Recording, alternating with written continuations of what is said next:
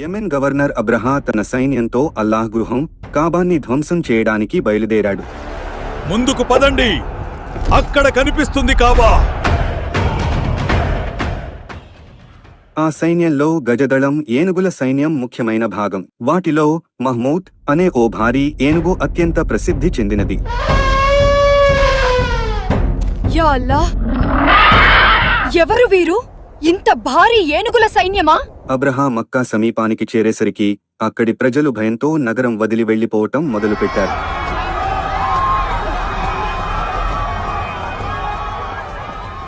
కాని ఒక్కరు మాత్రం భయపడకుండా కాబా దగ్గరే ఉన్నారు. అతను ఎవరో కాదు, అబ్దుల్ ముత్తలిబ్, ప్రవక్త గారి తాతగారు. ఓ అల్లా, ఇది నీ గృహం, నీవు మాత్రమే దీన్ని రక్షించగలవు. తర్వాత రోజు అబ్రహా సైన్యం కాబా వైపు సాగింది. ఆ సైన్యాన్ని ఉత్తేజపరుస్తూ అబ్రహా గట్టిగా ఇలా అరుస్తున్నాడు, ముందుకు పదండి, అక్కడ కనిపిస్తుంది కాబా. కాని ఆ ఏనుగులు ఒక్క అడుగు కూడా ముందుకు వేయడానికి నిరాకరించాయి.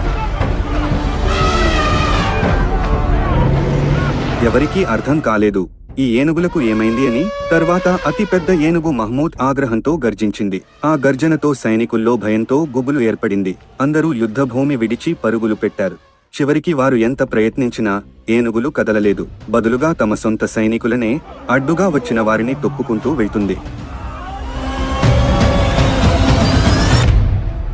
అప్పుడే ప్రజలు ఆశ్చర్యంతో ఆకాశం వైపు చూశారు. అమ్మా, ఆకాశంలో చూడు! ఇదేదో విపత్తొస్తున్నట్లుంది. సుబ్హానల్లా!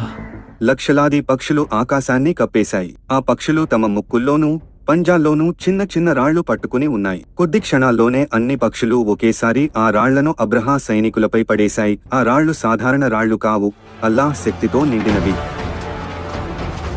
ఆకాశం నుంచి అగ్ని వర్షంలా ఆ రాళ్లు సైనికులు పై పడి వారందరూ మరణించారు.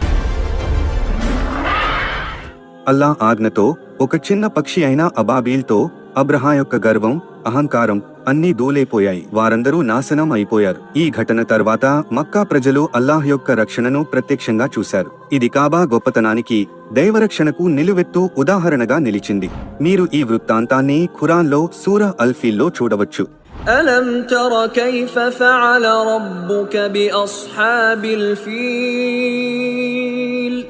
ఇది కేవలం ఒక చరిత్ర కాదు, ఇది నమ్మకానికి నిలువెత్తు